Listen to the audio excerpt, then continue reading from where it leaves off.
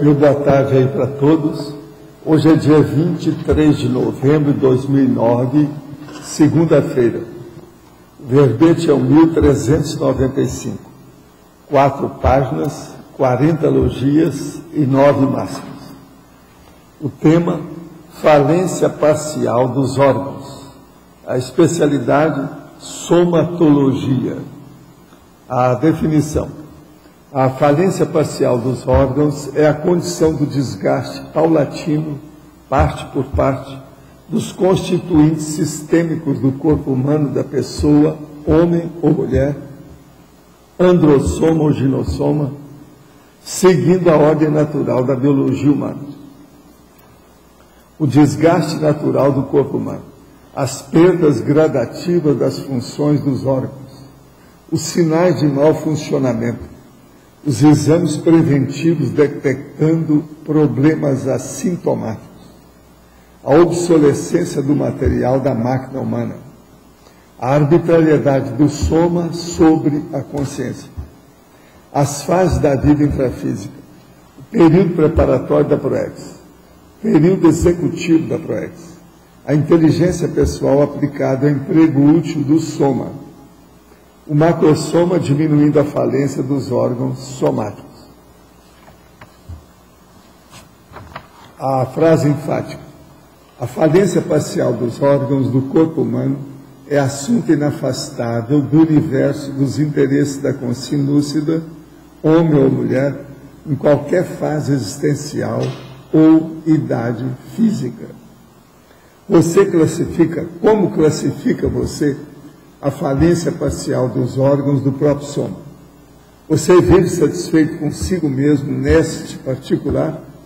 Não carece de qualquer reciclagem no momento evolutivo? Eu quero dizer aí para a Rosa, pode aumentar a tecnologia, binômio, interação e paradoxo. Faltam 2, 3 só de cada. Agora, a imunologia pessoal na fatologia, última linha, está escrito errado aí. É pessoal, é com letra maiúscula e tem um L no fim, está faltando. Isso aí que nós vimos que está faltando. Agora, gente, nós vamos receber aqui uma turma, parece que é amanhã, que é o FIB, que é a Felicidade Interna Bruta. É a 5ª Conferência Internacional e vem aí essas pessoas, representantes. Tem inclusive o embaixador Latu Vanchuk. Tem aqui, tem os dados, são 9 itens, 9 dimensões da FIB. FIB é Felicidade Interna Bruta. Tem uma revista dessa semana que está fazendo a uma reportagem sobre esse assunto. A pessoa vem aqui, a turma vem aqui visitar. Isso é. E eu estou fazendo a propaganda, que é uma coisa boa falar de felicidade. Isso aí é longe daqui. É lá do Butão, sabe? É um país que tem o dobro de população de Foz do Iguaçu.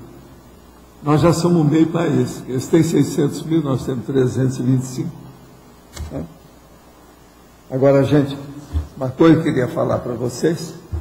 Eu não vou fazer por agora um livro sobre megafenomenologia, não. O nosso amigo enumerador sugeriu que eu fale sobre os fenômenos do ponto de vista prático. É mais importante que fazer o livro, porque o livro vai aparecer mesmo na internet, na enciclopédia, nas coisas todas, a gente vai pôr isso para fora. Muito fácil. Então, eu estou com vontade de fazer um curso sobre megafenomenologia na disperticidade. Eu já escrevi o verbete, entende? Agora, talvez eu vou explicar de novo o que é a megafenomenologia, que eu já trouxe um verbete, né? Falar o que é o desperto, que eu também nós já debatemos isso aqui, e depois eu vou expor. Tem 28 fenômenos sérios, mas esse eu tenho que falar com mais calma. Entendeu? Então, o que vocês acham? Vale a pena? Eu conversei isso aí com o Everton falou, não, é o melhor mesmo. É mais adequado para o caso que a gente precisa, né? Eu acho que é uma boa. Agora, então, você, Magali, não esqueça, se o Antônio ou o Rion aparecer, eu queria falar com eles, tá certo? Agora, precisa a gente ver quando é que eu vou fazer esse curso. O curso que eu vou fazer é daqueles, de 8 às 10 da manhã e das 3 às 5 da tarde, tá certo? Hein? Precisa arranjar uma época que seja favorável. Uma sugestão que em julho do ano que vem vai ter o congresso de parapercepciologia, a jornada de parapercepciologia. Talvez a gente pudesse atrelar, né, que tem relação. Botar um dia antes ou depois. Fala com a turma para mim Tá. ver quando é que Falar com a Daiane. Eu já tenho uns 2 aí já preparados assim para dar o dia inteiro. Tá. Ok. Vai ser interessante.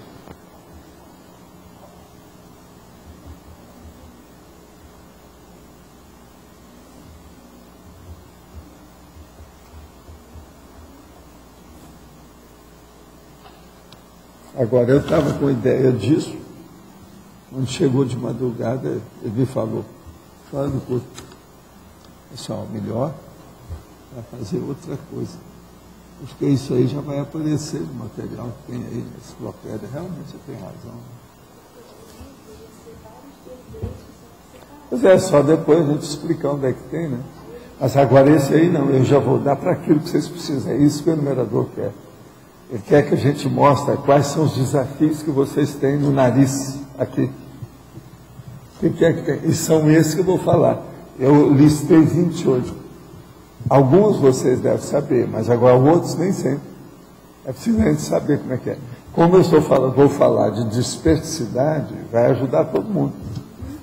São as consciências lúcidas, que são vocês, as minhas preciosidades da humanidade. Quando a pessoa ressoma, já tem uma previsão, vamos dizer assim, desse pacote de sobrevida do corpo somático em função das energias conscienciais? Como assim? Porque você fala de um desgaste natural, né, da biologia humana. Isso está relacionado com a própria programação de vida dela ou depende? Está relacionado em parte, porque a pessoa depende do que ela faz com o corpo. Pois é, mas mesmo ela cuidando, vamos dizer assim, 100% bem. Tem gente cuidando, mesmo aqueles que fizeram o curso intermissivo, estão cuidando mal do corpo. Não está no gibi, né? Os excessos que tem aí de tudo quanto é jeito é incrível, mesmo aqui com o nosso povo, ainda tem muita gente assim. Você veja, eu mesmo cuidando de tudo, você ainda sofre os arranca-rabos de tudo quanto é tipo, quando menos espera, tem doença, tem acidente, tem isso, tem aquilo, por mais que você se cuide, sempre tem atravessamentos, interferências, é quase que inevitável. Os atravessadores ou os fatos atravessadores da vida da gente, os exopensentes forçados. Então, veja, isso aí não dá para calcular, é só a pessoa, é a vida vai depender mesmo, que vai permitir isso. Agora, o melhor é a hora que você vê, como no meu caso, cheio de altos e baixos, aos trancos e barrancos, a vida, com isso, com aquilo, doença, acidente, processo de tragédia dos outros, aquela coisa. Mas eu me sinto hoje, na minha idade, até feliz com tudo isso. Eu me sinto assim, até um certo ponto, vitorioso, não estou me sentindo satisfeito. Não me sinto exitoso com o processo. É isso que eu desejaria que todo mundo sentisse. Aí as rugas vão diminuindo. Os pés de galinha não desaparecem, mas diminuem. Agora, isso é muito importante. Tem que ficar assim, lisinho, igual o pensamento dele, olha lá, tudo liso. O que é? Sobre os limites da intervenção extrafísica na saúde de uma pessoa. O senhor comentou quando o senhor teve um acidente. Muito, isso aí é muito sério, agora tudo depende da meritocracia da história. Mas, por exemplo, essa meritocracia, ela tem uma raiz muito profunda na paragenética. Se uma pessoa, por exemplo, tem, e ele já é aquinhoado com o macrosoma, você já veja que ele já tem um mérito anterior. Não é só aqui do corpo, dessa vida, do local. Agora, eu não vejo que isso seja privilégio, não. É a conquista. É o mérito. Por exemplo, nós conquistamos a condição de ser humanos. Não somos mais bactérias. Isso é esforço da pessoa, é o alto esforço do princípio consciencial. Então, isso não é privilégio, é a pessoa que conquistou por si. Então, tudo na vida eu acho que é uma autoconquista. Agora, nós não sabemos, às vezes, preservar o corpo, o soma. Eu quero depois pedir uma coisa para você, tá? Então, isso tudo a gente tem que pensar. Como é que faz? Examinar. Por isso que eu estou falando, a falência parcial dos órgãos. Agora, vocês examinam bem como é que é o processo do uso do... Essa autotutela seria isso? Esse princípio da autotutela, de você saber cuidar bem, adequadamente? Você veio para cá, o corpo cuida de você, mas você tem que cuidar do corpo todo, o tempo todo. Agora, a vida é constituída de duas partes. Uma, que o corpo, vamos dizer, dá liberdade de você de manifestação. E depois, na segunda parte, você dá liberdade para o corpo existir mais ou menos, depende de você. Então, por exemplo, hoje na minha vida, eu cuido mais do corpo que o corpo cuida de mim. Eu estou cuidando do que resta do corpo. Você entendeu? No início, o corpo cuidava da gente inteiramente. Você não pensa nas coisas, não precisa, não tem nada, você passa por cima. Agora, mesmo esse período do uso que o corpo oferece ampla liberdade, livre-arbítrio, ele varia de pessoa para pessoa. Tem gente que é assim até a adolescência, até os 25 anos, por aí. Tem outros que vão até os 40, 50. Depende.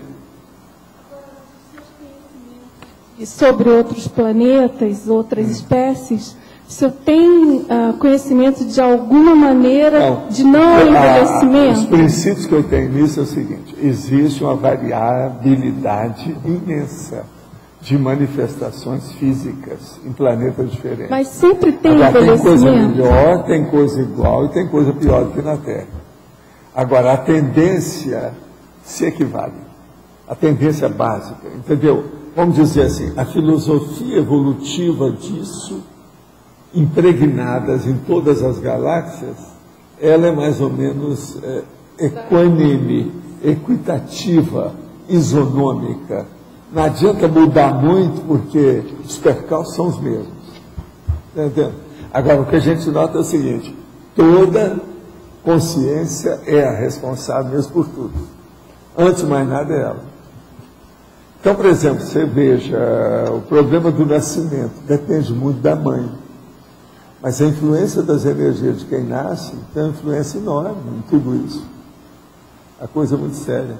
Veja só no meu caso, eu consegui superar o processo do parto laborioso da minha mãe. Meu irmão ainda não conseguiu. Ele sofreu com isso. Já o meu outro irmão, que é esse que viu, conseguiu sair muito bem, sem problema nenhum. Mas já foi o terceiro parto depois que a coisa teve fechado. Quer dizer, o quarto na família. Então, isso tudo a gente tem que levar em consideração, né? Agora, a tendência pessoal ao processo individualista da consciência, ele é inevitável. Por isso que o processo de ego-karma, ele é importantíssimo, ele tem que vir mesmo em primeiro lugar. A gente não pode estar combatendo só por causa de egocentrismo, nada disso não.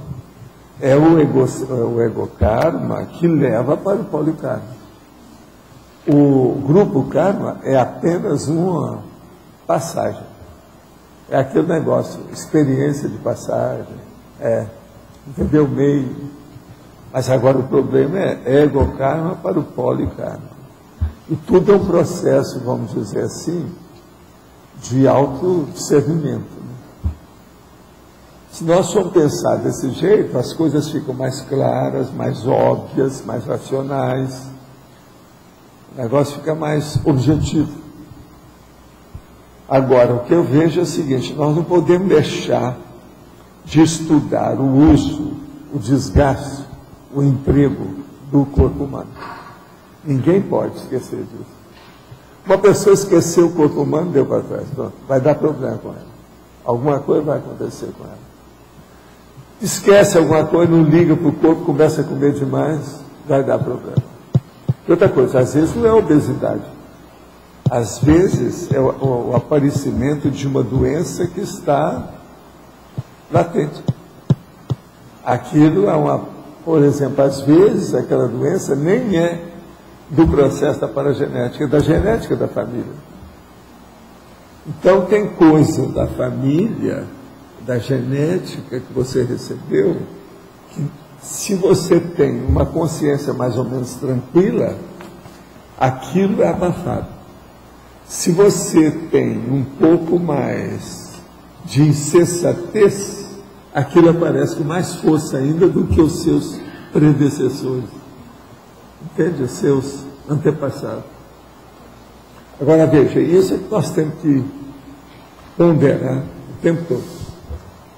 Agora, aí a gente vai ver que a escala evolutiva das consciências, do jeito que eu coloco, é muito assim, matemática, estipulada, terrível. Por isso que é que eu quero socorrer todo mundo que está ali. Eu vou falar lá do processo do desperto, está entendendo como é que é?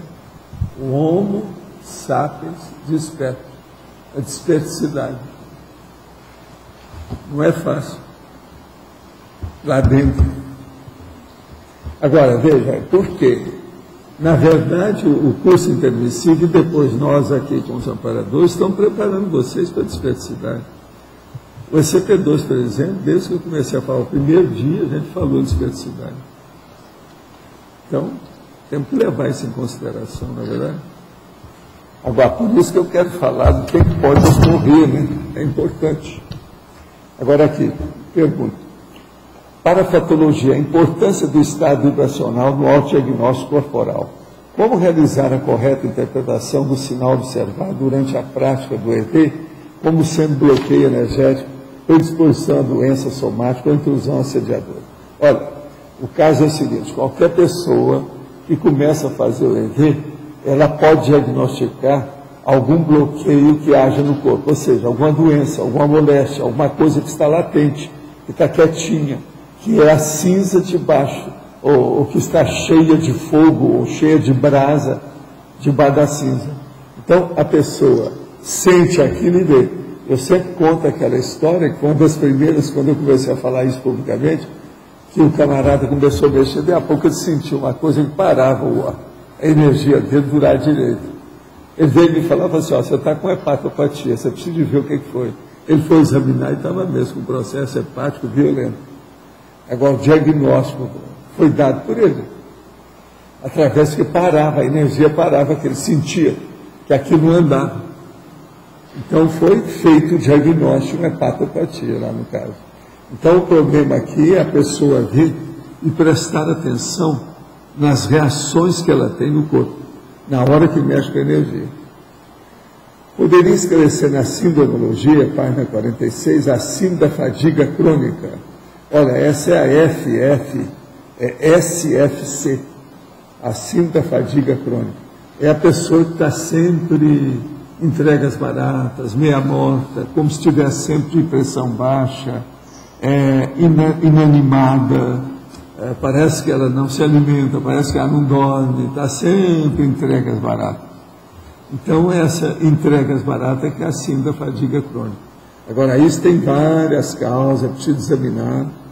Essa síndrome não fui eu que criei, não, isso aí existe. Já é coisa mesmo da medicina. Na tertúlia de ontem, o senhor falou sobre as crianças com os réus. Há a possibilidade de uma criança com os réus tornar-se exemplo cosmoético quando adulta, a partir de recins profundas? Sim. A consciência, eu admito, tudo é possível. Estaria fazendo seu curso intermissivo com a GESCOM reparadora? Não, aí é preciso ver, né? Se ela é com os réus braba mesmo, às vezes não é intermissivista, não.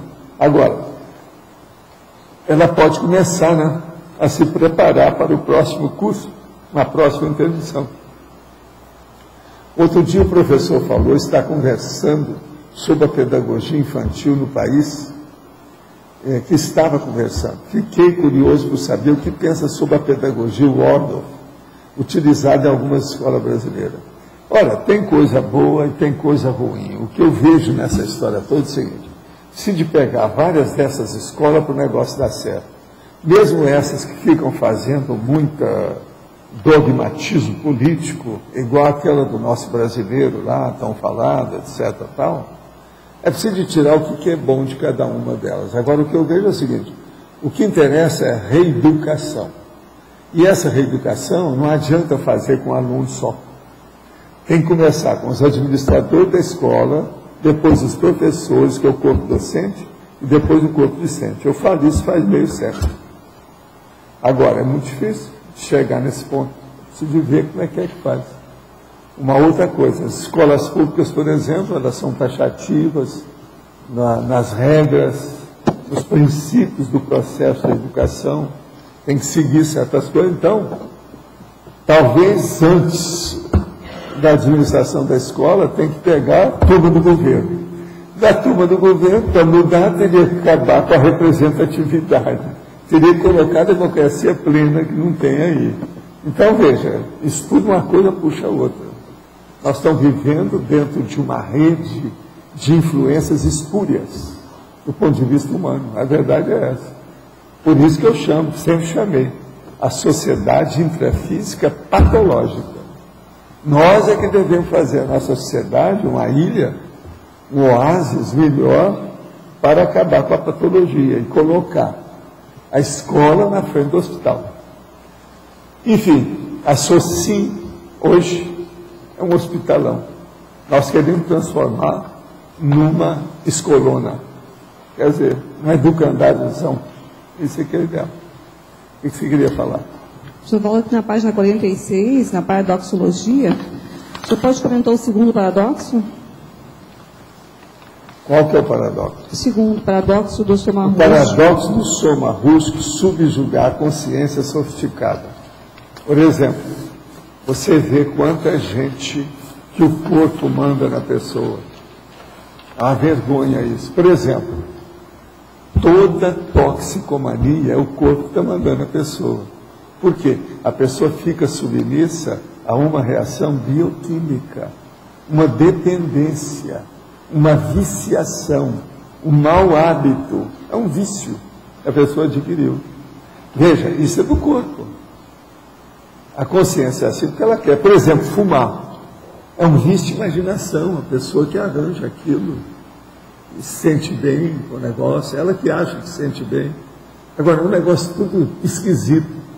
Por exemplo, uma pessoa que fuma, para que ela escova os dentes? Não tem motivo. Você está entendendo?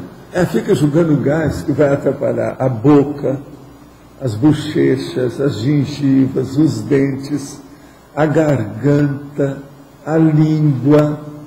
Entende? Por exemplo, o próprio Freud, que estudou essas coisas todas, vivia com charuto, com um cigarro na boca. A maioria é charuto. Morreu de câncer no processo. Blavatsky também. Na boca. Agora veja, as estomatices que isso dá. Agora depois, vem o esôfago, o estômago, dá problema, a mucosa gástrica.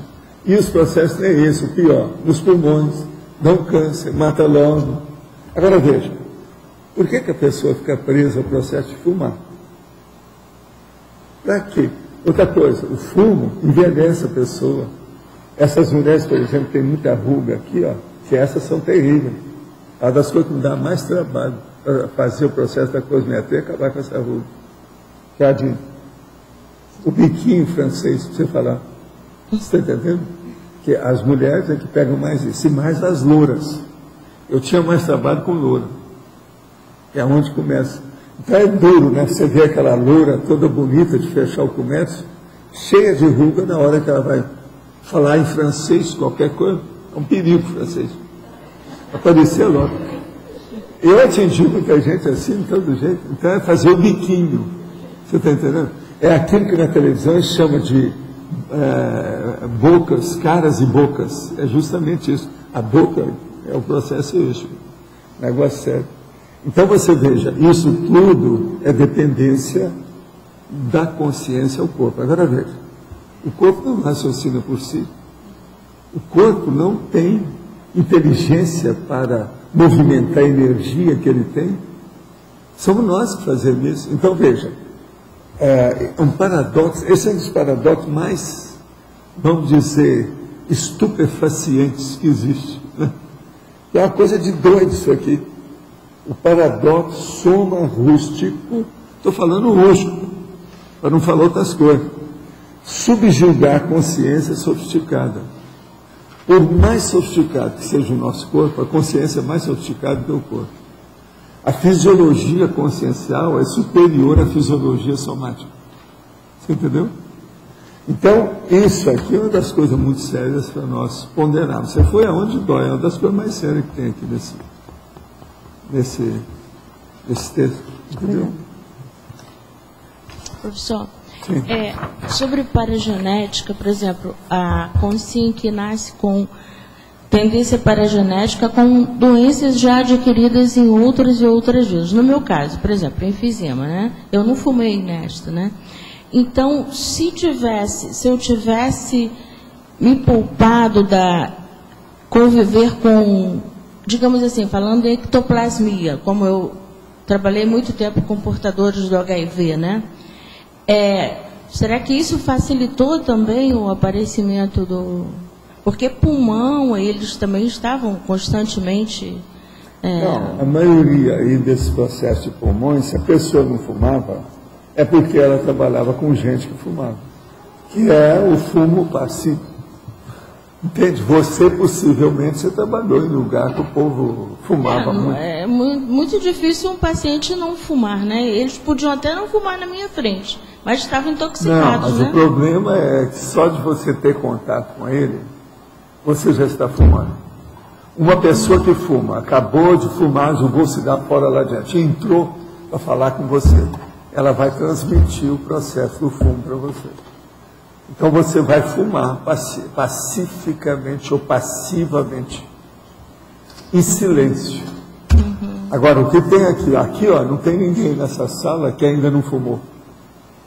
Todo mundo já fumou de alguma coisa. Por quê? Fumou passivamente. Hoje, eles já estão dando valor para isso.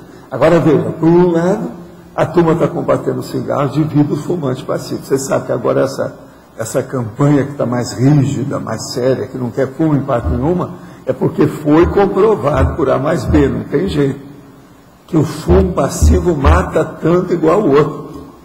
Agora, veja, junto com isso, eles estão favoráveis à maconha. A maconha não é doce de leite, não é doce de manga, é de fumar também. Como é que é isso? Como é que fica?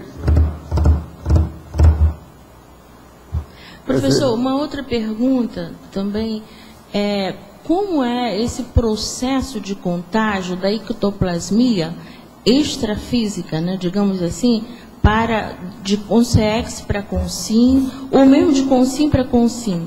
Como se processa essa... O problema todo é a articulação paracérebro a paracérebro. A hora que liga nisso, tudo é possível. O processo é o paracérebro.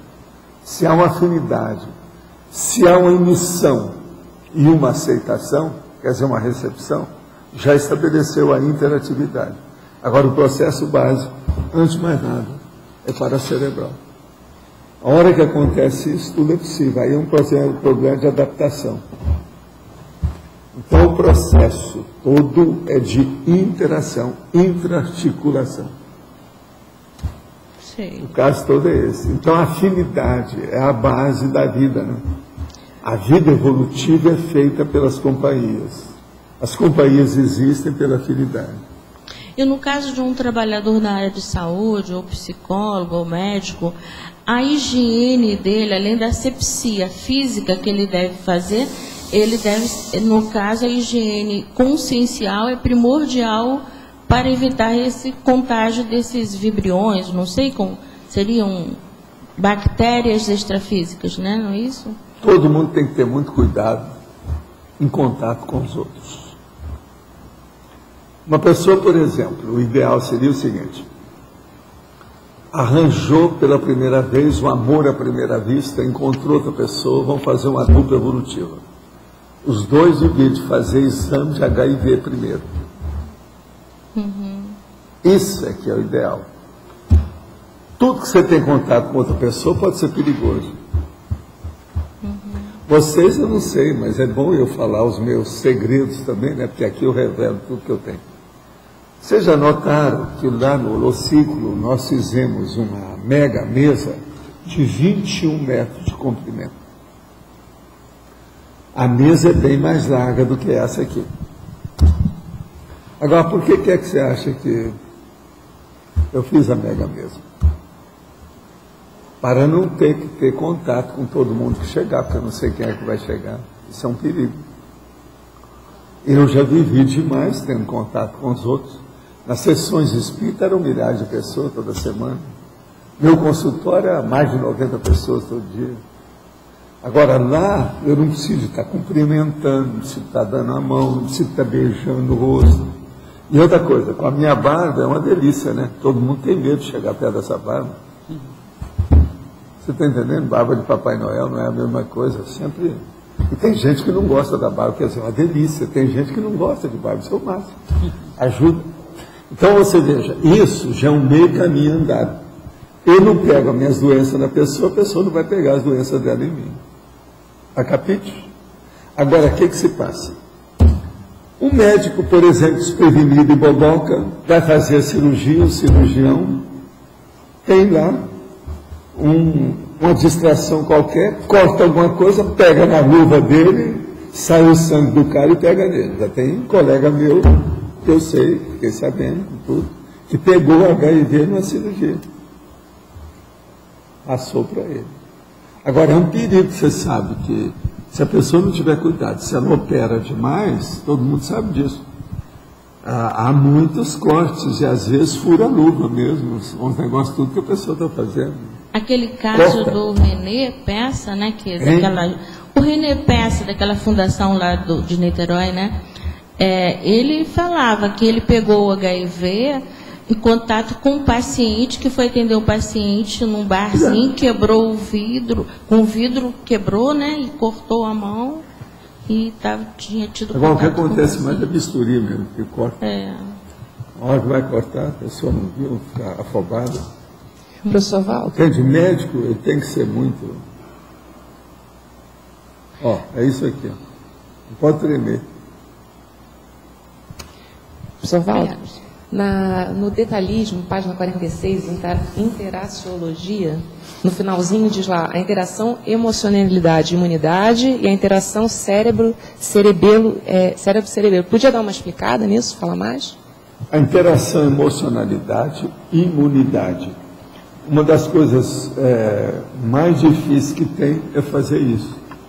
Que a maioria tem emoção excessiva e ela não raciocina direito, a pessoa não raciocina direito. Isso dá na cabeça. Entendendo? Então, essa emoção, às vezes, acaba com a imunidade que a pessoa tem, porque ela entra naquilo que nós chamamos de excesso. O excesso chama-se riscomania. A riscomania cria, entende? O risco maníaco. Esse nome é eu que gosto de usar, uso isso há dezenas de anos. Agora veja, o que adianta a imunidade da pessoa se ela é risco maníaco?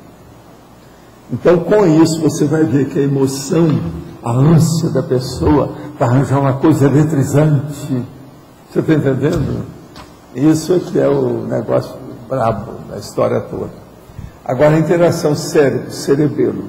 O cérebro tem que mandar no cerebelo. O cerebelo não pode mandar no cérebro. O cerebelo é o da psicomotricidade, movimento. Então, por exemplo, toda pessoa que pratica artes marciais, musculação, halteres, essas ações mais fortes, violentas, físicas, todo mundo que gosta de filme de ação, você está entendendo? São esses que o cerebelo tem uma canga em cima do cérebro da pessoa. Então veja, o cerebelo é um instinto que está mandando no discernimento, que é do mental soma. Um é o psicossoma, cerebelar, etc. É o subcérebro abdominal. Entendeu como é que é? Só um detalhe, nessa parte da emocionalidade e imunidade, podia levar em conta também essa história das pessoas que acabam tendo muita ansiedade, muita tensão, que vai afetar a imunidade. É o comocionalismo, é a emoção excessiva. E aí que é a síndrome do ansiosismo. Aí o relaxamento, o relaxar, aprender a relaxar, é a precipitação, é a impulsividade. Por exemplo, eu falo muito nisso aqui, precipitação e impulsividade. Agora, o que se passa?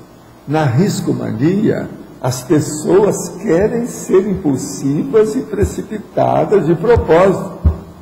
Quer dizer, elas inverteram, elas abraçaram a doença, elas gostam daquilo, elas abraçaram o desequilíbrio. Você está entendendo o que é? A riscomania é isso.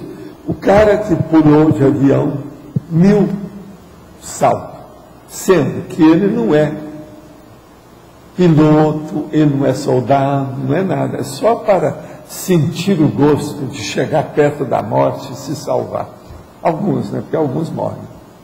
Agora, veja, o cara que pula e arranja igual a mulher lá, que estava contando do filme aí ontem, que aquilo é real, eles fazem até competições disso aí e tal, que ela pula de paraquedas, e depois ela desliga o paraquedas e vai caindo sozinha. Aí ela liga o segundo, vendo quando chega perto da terra. Aí todo mundo, Então é um negócio. Agora você veja bem, são essas pessoas que andam em cima da corda bamba lá, um edifício em cima do outro, está entendendo? Apenas com aquela vara de equilibrista, que aquilo é para segurar. Agora veja, eles estão segurando uma vara de equilibrista. Essa vara não adianta nada, é um processo psicológico. Arruma a pessoa devido ao problema dela, dos extremos, ela procura colocar um nível naquilo, entendeu? Mas veja, ela não se assenta em parte nenhuma, é no ar. Então a vara de equilibrista é um placebo, é uma tapiação. Entendeu como é que é? Agora, ela existe. Tem gente que usa isso. Agora, outras coisas. A pessoa que faz aquele jumping, entende? Que se atira na corda, aquilo é um perigo. Dependendo da situação que está, pode puxar o cérebro. A hora que bate em alguma coisa. O próprio pular de paraquedas dá isso, salto de paraquedas.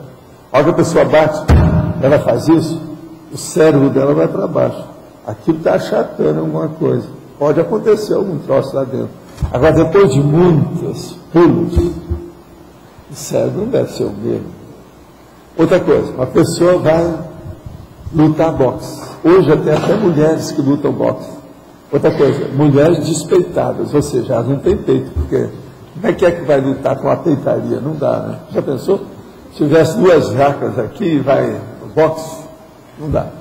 Agora veja, boxe, um soco na cabeça é igualzinho se atirar numa pedra, uma opção de coisa assim, cair de 2 andares, entendeu? Segundo andar, cair no chão. A própria cabeceada, né? Por isso você vê, quanta gente que tem o síndrome do boxer fica doido, fica meio... Todo mundo vê que não, ele aí está tantã. O nome que Jesus é tantana. Está doido, quer dizer, ele é da cuca. Está bem alterado, tudo por causa disso. Agora, outra coisa mais suave, que é muito na moda no Brasil, jogar futebol com a cabeça. A bola que bate, aquele negócio, tudo é isso. Essas pessoas não entendem, nunca viram a fisiologia neurológica do cérebro. O cérebro é uma caixa óssea, dura. E lá dentro tem uma massa mole, que é chamada cérebro. É aí que a gente comanda tudo, é o motor que a gente tem. Agora, a hora que faz a caixa, bate alguma coisa, o cérebro, a tendência dele é ir com força. A massa daquele lado, você está entendendo como é que é? Qualquer coisa que bate na cabeça. Isso é que chama concussão cerebral. Agora veja, essa concussão cerebral, a maioria desses esportes que mexem com a cabeça tem concussão. Inclusive o futebol. Como é que fica? Você entendeu? Então, isso tudo, nós precisamos fazer reeducação. O povo lembrar que a riscomania é um mau negócio. E deixar disso. Arranjar, por exemplo, emoção através de excesso, isso é a fronteira do suicídio. Está matando o corpo. Agora, quanta gente que fica aí inutilizado devido ao esporte? É um monte de gente. Eles não gostam de falar nisso. Agora, se você for, ainda tem coisa pior. Pega a Olimpíada, as bobagens que tem. Aquele negócio do cara pular e bater assim com o chão, no chão, com os pés. Aquilo vai dar alteração na cabeça. Agora, como diz o meu amigo, só de fazer aquilo já mostra que o cérebro dele já está alterado mesmo. Então, isso é o cara falando para mim no Rio. Valdo, menos ou mais, tanto adianta. Porque ele já tem é microcéfalo. Quer dizer, o cérebro dele é pequeno para fazer isso.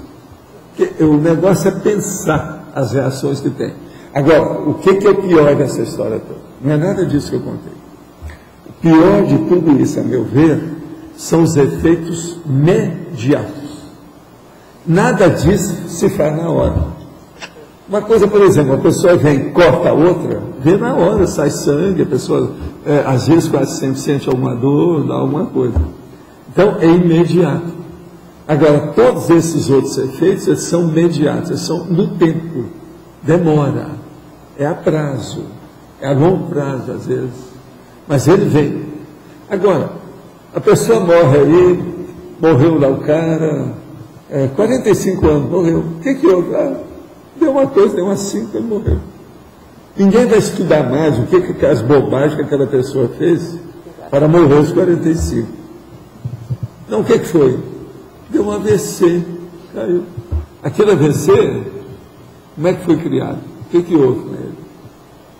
Quantos fatos aquela pessoa não foi acumulando, ele mesmo fez, para criar o AVC? Entendeu? Só aí apareceu. Na hora vem lá, o médico não vai examinar aquilo, porque às vezes o negócio tem 30 anos, 25 anos. Eles não vão computar aquilo para dar a causa morte. Entendeu como é que é? Ele quer saber de dar ali, ó, né, a extrema unção técnica da medicina para o cara liquidar com isso. Valdo, no caso da academia de ginástica, todos aqueles lá que cuidam da academia, eles sabem que o excesso de ginástica faz mal. O que acontece? Eles não falam isso lá para os alunos, porque se começarem a falar muito, os alunos saem da academia. Eles sabem que o excesso de Olimpíada faz mal, sabe de que futebol, eles sabem, médico sabe, todo mundo sabe. Mas agora você não veja, existe divulgação. O que é que está acontecendo aí? O que acontece com essas pessoas? Interprisar um grupo kármico. Todas essas pessoas que sabem e ficam estimulando o excesso, está na cara que elas vão arranjar um corpo alterado na próxima vida. Então, eu já vi gente que mexeu muito com isso numa vida, e principalmente na área de esporte. Veio depois tudo alterado, que é aquilo que eu chamo a personalidade consecutiva. Veio todo alteradinho. Não teve jeito. E outra coisa, tem pessoa dessa que lembra. Lembra e fica chupando o dedo. Sabe por quê que fica chupando o dedo? Porque até hoje ele ainda tem tendência. Se o corpo dele correspondesse ou respondesse aos interesses, aos instintos dele, ele estaria fazendo as mesmas coisas que fez na vida anterior. Tem muitos assim. Então, os caras mesmo já me falaram isso. Eles sabem porque eu consulto só para saber, mas eles falam, eu não posso ficar divulgando muito que o aluno vai embora. Eles falam isso. Agora sabem que... Não, agora tem coisas que você for falar numa fitness ou numa aula de ginástica ou qualquer coisa, que dá certo. Por exemplo, tem um negócio que eu sempre falava quando eu ia nos hotéis na parte fitness para andar na esteira aeróbica. Então chegava lá, a mulher estava com aquele relojão grandão, aqui americana, então é muito comum, né? Aquele relojão enorme no pulso. E ela andando na esteira. Eu falei assim, ó, não faça isso não, você vai envelhecer sua mão mais depressa. Aqui, ó, segura, vem, as veias vão começar a aparecer tudo aqui. A mulher aparece mais envelhecimento, é no colo aqui, ó, e nas costas da mão. Agora, de vez em quando eu ia falar isso, tinha professor lá que brigava comigo. Não estava de acordo com isso, que isso é bobagem. Americano, de hotel. Então, eu só falava quando entrava em intimidade com o povo que estava lá. Porque, se vocês forem olhar aí, viajando, os professores, olha isso. Vocês vão ver o tanto de mulher que não tem noção nenhuma disso. A hora que ela fica para baixo e andando, ó, desse jeito, com o relógio, ou uma pulseira. Tem mulher que anda com pulseira só porque não pode deixar, né? Trata de brinco, de pulseira, que é pulseira pesada. Aquilo, a mão vai ficando cada vez mais. Aí eu falo assim, vamos ver sua mão como é que está. Vamos ver se ela está mais velhinha do que as outras. A hora que a mulher descobre aquilo, eu nunca pensei nisso. Mas os professores, às vezes, não gostam que a gente fale. Mas os professores... Você veja, que é uma coisa tola. Educação física... Isso já aconteceu comigo dezenas de vezes, porque eu vejo certas coisas, eu acabo falando, né? Arranjo um jeito de conversar, etc. Tal. Eu pesquisei na academia, todos os professores, eles falam a mesma coisa, que faz mal. E tem aluno lá fazendo halterofilia com mais de 50 anos, botando peso máximo em tudo. Agora tem um monte de gente na academia fazendo excesso, um monte. São viciados, isso aí é igual cocaína. Exercício físico vicia. Por quê? Por causa da endorfina. A endorfina é a cocaína do corpo. E a endorfina que acerta isso tudo. Eu, por exemplo, desconfio até de mim. Quando eu ando na esteira e eu fico muito entusiasmado, assim, a endorfina, cala-te, quietinha, esconde o rabo aí, fica quieta, olha o seu lugar. Porque se deixar, dá uma vontade de você fazer mais. Isso é endorfina. A endorfina é a cocaína do corpo. Agora, esses caras todos são endorfínicos. Hoje eu já uso até esse nome, endorfínico. São as personalidades endorfínicas.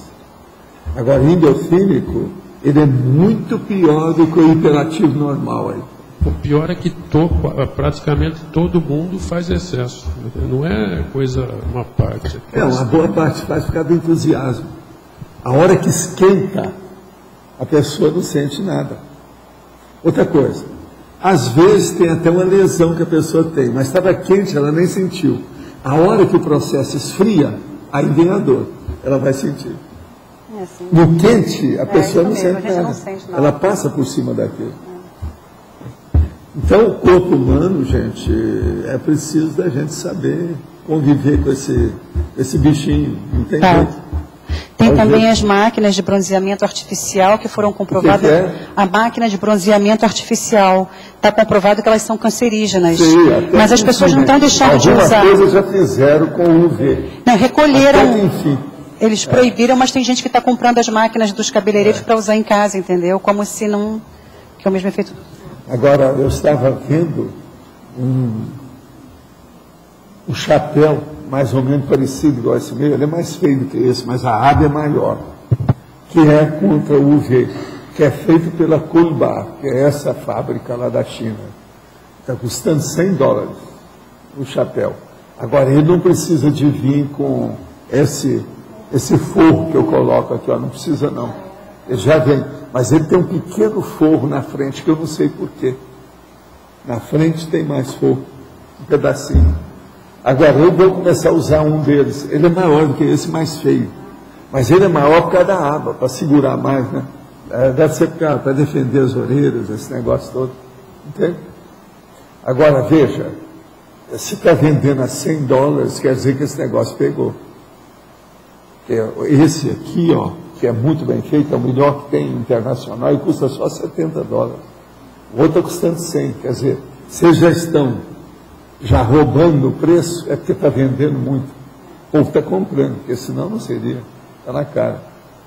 Então, já tem muita gente que está vendo o negócio do sol. Agora, eu acho que com o passar do tempo, nós vamos ter cidades aqui na Terra, tudo com toldo, ela toda toldada contra o sol. Vai ter processos do UV para filtrar tudo para não entrar. Que eu não acho que o UV vai acabar tão cedo, não vai. Então eles vão ter que acabar com isso aqui, ó, tem que fazer alguma. Então vai ter luz de dia, mas filtrada. Vai ser o jeito. Em vez de fazer na gente, vão fazer no sol. Agora, você pensou se arranjasse um filtro solar do sol? Seria o máximo. Se não dá, vamos ver se faziam para a Terra, né? Ou fazer assim em cima da cidade. Já pensou arranjar um para Foz? Fazer um guarda-sol de Foz. Isso seria o máximo. Agora, ó, não seria bom para nós, porque ia dar superpopulação, né? O povo tudo viria para cá. Né? Não ia dar certo. Aí ia ficar pior que o Rio de Janeiro, ia pôr, só de ver outras coisas. Mas olha, meu cunhado tem 13 anos e mora comigo, e com minha parceira. Recentemente, em tertúlia, o senhor comentou sobre jovens que se tornam assediadores por ser assediados, e um dos sintomas disso seria uma dor no peito. Quando está comigo, meu cunhado tem um comportamento normal, mas quando seus pais visitam, todos os sintomas mencionados aparecem.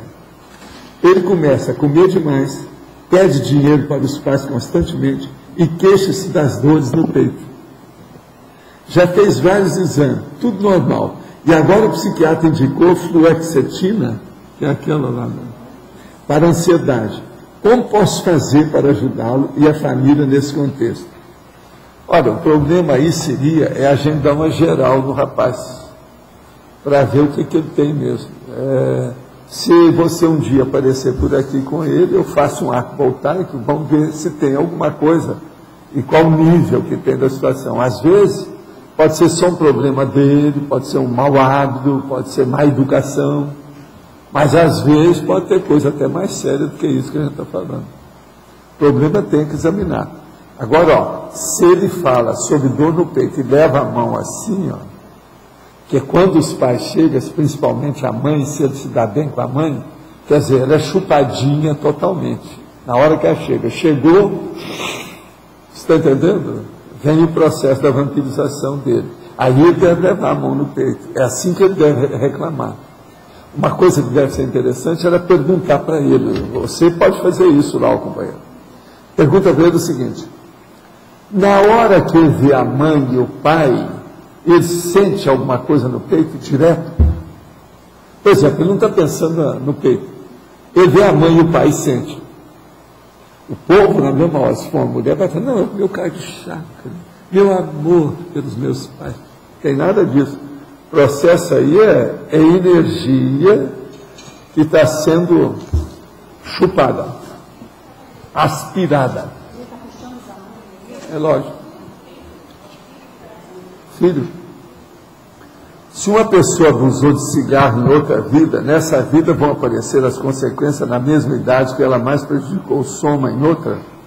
Olha, pode ser na mesma idade, pode ser antes, pode ser desde que ela nasceu, pode ser que ela tenha, por exemplo, asma, que ela tenha algum processo de respiração, algum processo pulmonar, tudo isso é possível. E pode ser que não tenha nada, porque ela resolveu melhorar. Tudo aí depende do que é, né? De examinar e ver. Com relação ao verbete ontem, bibliofobia, seria possível explicar melhor o item mitologia, o mito da escola da vida? O problema é o seguinte: tem muita gente que acha que o processo da vida é uma escola, mas que esse mito tem que ser o seguinte: é do jeito que a vida mostra para a pessoa, ela tem que seguir. E isso é um mito. Porque o ideal para a gente viver a vida humana é conhecer a vida humana cada vez mais. E a gente vê que, do ponto de vista multidimensional, a maioria das pessoas não conhece nada da vida humana ainda. É muita gente que é subhumano e associa patológico, porque a média não é boa. A média da população humana não é boa, é patológico. Por isso que associa patológico. Então, é necessário ver esse processo do mito da escola da vida. A escola da vida é ótima. Por exemplo, veja bem se ela é ótima. Entra lá nos amigos do Arlindário. São mafiosos da Sicília. A pessoa foi criada lá dentro. Ele vira mafioso profissional. Ele foi criado para ser o capo de tutti capi. A escola da vida foi boa para ele? O cara da máfia, ao enterrar 15 anos, tem vários mafiosos que são assim. A mãe ou o pai chega e dá um revólver, até de prata, para ele. Para ele começar a saber atirar e matar os outros. A escola da vida foi boa para ele? Outra coisa, o cara nasce na família dele, todo mundo é militar, milico, de diversas armas, etc. Tal. Ele então chega numa determinada idade, ele entra também para aprender a matar os outros. Vai ser soldado. Como é que é? A escola da vida foi boa para ele? Eu acho que assim nós já explicamos mais ou menos bem. Eu quero dizer para vocês que no verbete de ontem, eu fiz uma geral, porque 2 pessoas pediram para ver o negócio da bibliofobia, e eu mexi com uma porção de coisa lá, acertei, para atender a média. Dei uma de ilumismo. Entendeu? Fazer média para a turma que está pedindo. Mas eu sempre procuro atender todo mundo que faz crítica, porque sempre vale a pena, né? E às vezes quem tem razão são eles mesmo. No caso lá, eu procurei explicitar mais as coisas em vários lugares que tem lá.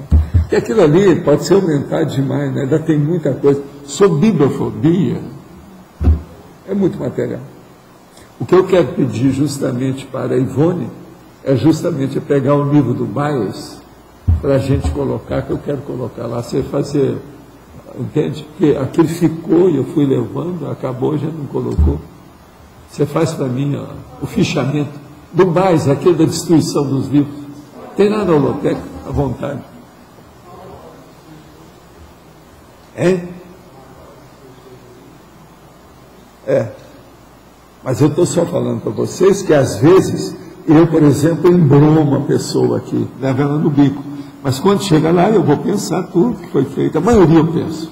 Porque na hora que eu vou fazer revisão, qualquer coisa, é nessa hora, né? A gente então dá uma ideia. Eu nunca pego o computador e ele fica do mesmo jeito. O texto sempre muda. Tá certo?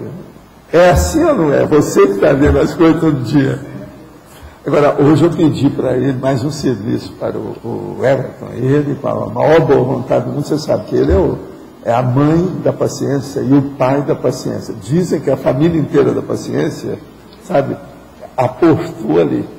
Mas então eu pedi para ele para fazer a minha listagem dos verbetes todos que eu tenho.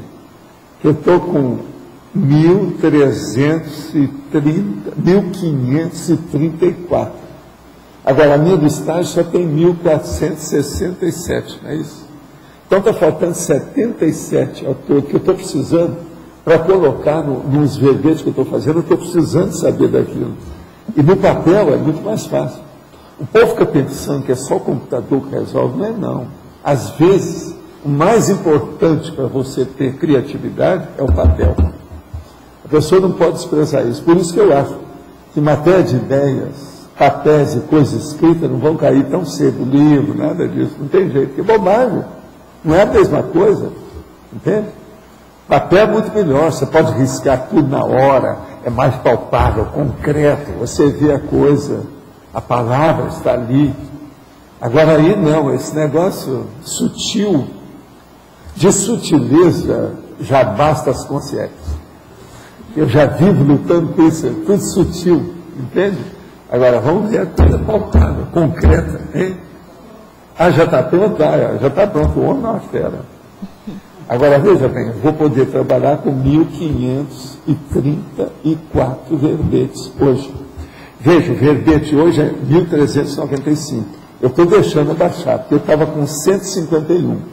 Eu acho que eu ainda estou com 140, 138, 137, tive que fazer o cálculo.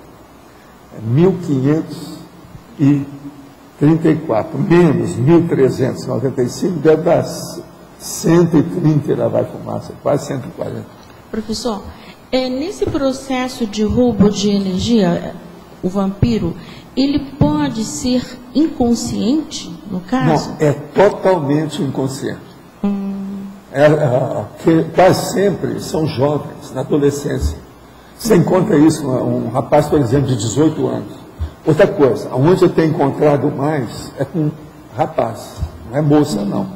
Mas por a incidência maior é em homem. Agora, 16, 18, 19 anos. Mas por trás dele tem alguém consciente. Não, mas é lógico, aquilo é feito, é o vampiro. É o vampiro lá do crepúsculo, da lua um soldadinho, né? Entendeu? É o chupador, sugador, tem vários nomes. Entende? É o chupa-chupa, tem vários nomes disso aí. Então, mais um processo. Agora, outra coisa, eu só não sei o seguinte, vocês sabem o que é chupão, não sabe? Eu nunca vi nesses filmes de vampiros falar em chupão, vocês já viram? Não. Mal feito. Eles deviam de falar também.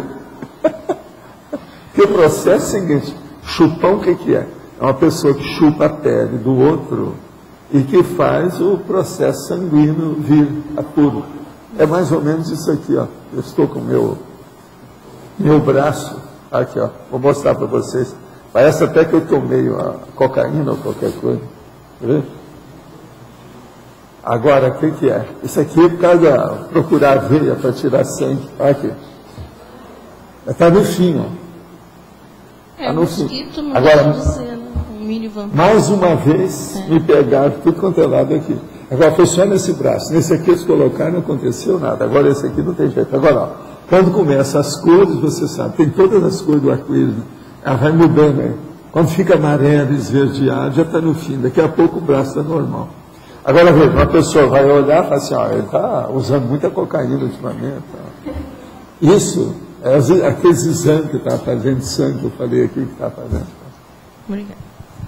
Às vezes, para pegar a veia, é difícil. As minhas veias, ela vai aparecer assim à toa. Você veja, ó, aqui mesmo, ó, devia estar aparecendo mais. Se bater muito, o negócio aparecer. Tá? Agora, eu já evito.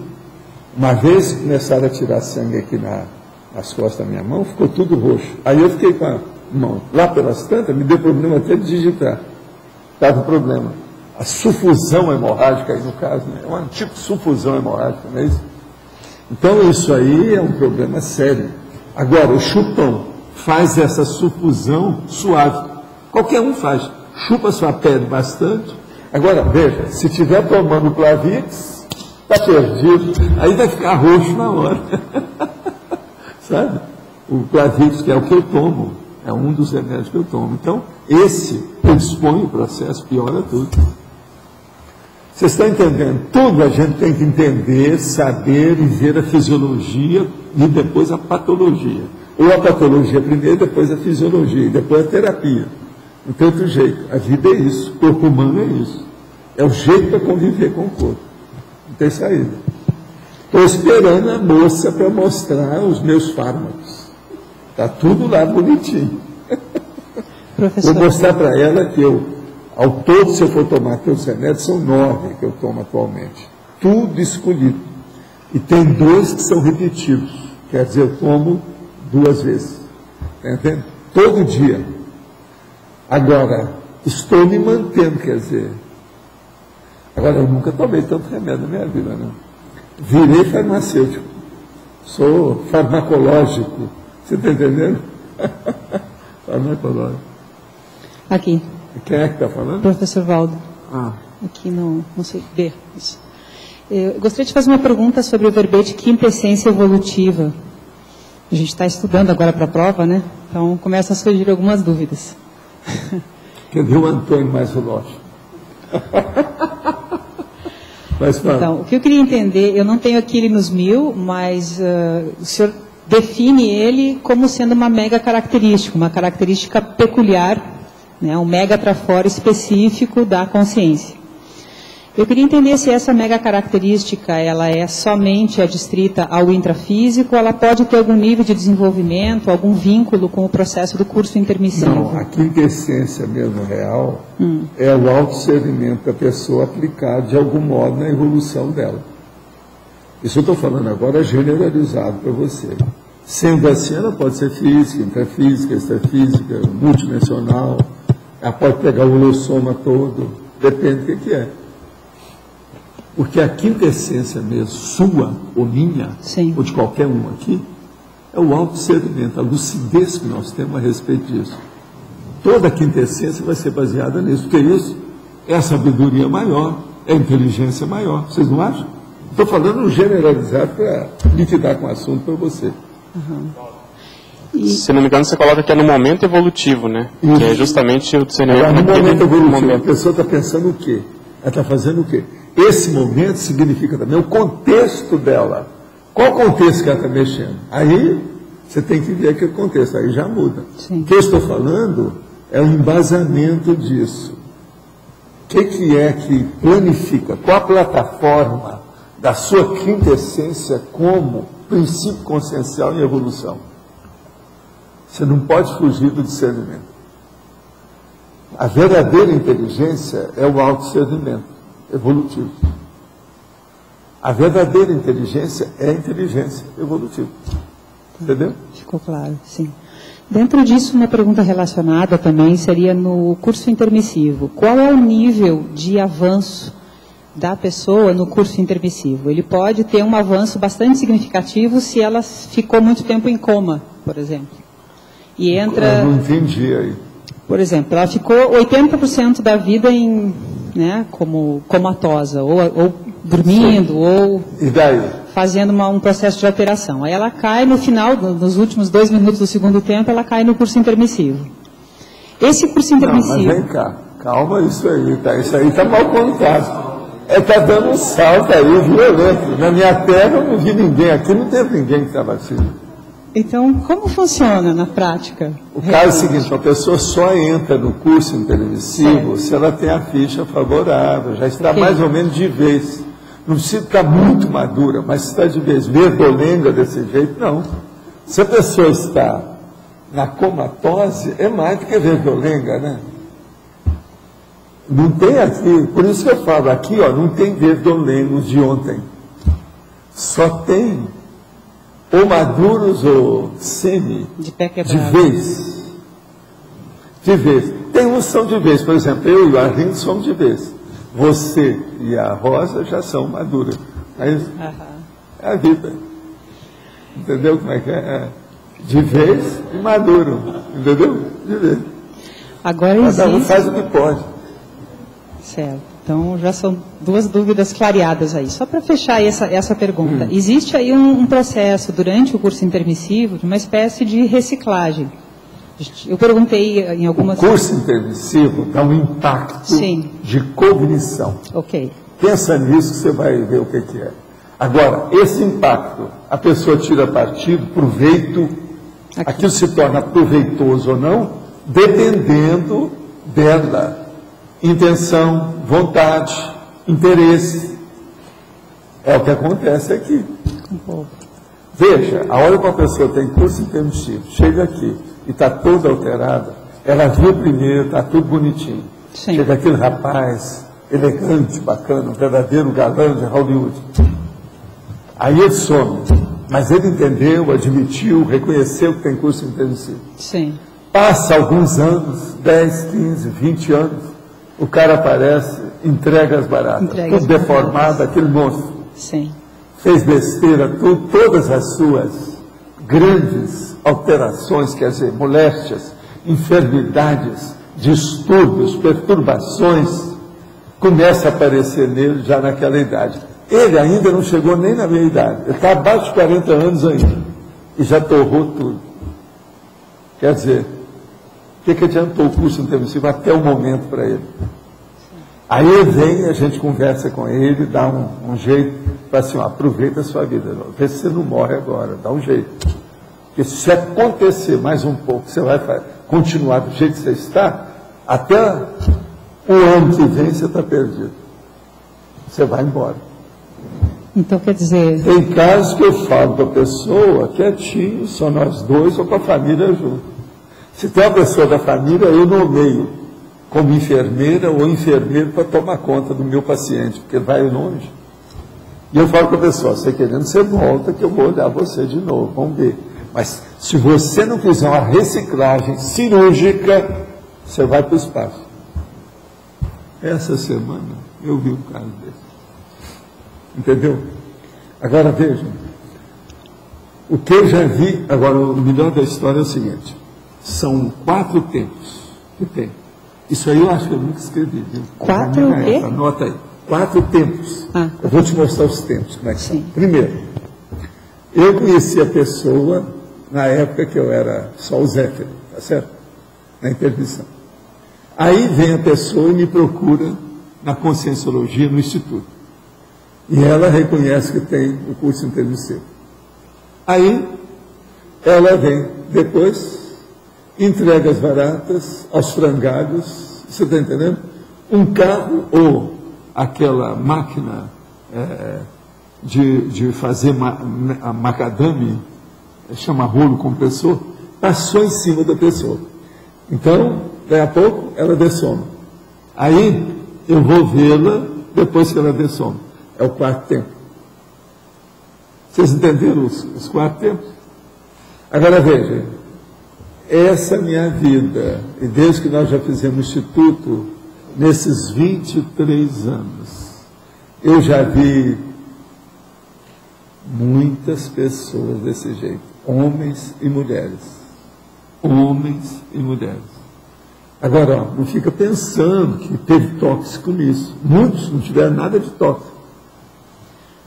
Tudo é mesmo o processo de fazer aquilo antes do curso intermissivo. Então vem a precipitação, a impulsividade, está entendendo? O ansiosismo, tudo para ontem. É um perigo isso aí, torra a pessoa. Você entendeu os quatro tempos? Entendi. Agora, existe o quinto tempo, quer dizer, eu vou ser mandado para os quintos. Eu vou encontrar com a pessoa depois para saber como é que é cedo ou tarde. Às vezes, se ainda tem mais tempo, pode ser que ainda vou ver a pessoa aqui noutra. A gente vai sair lá, que é a personalidade consecutiva.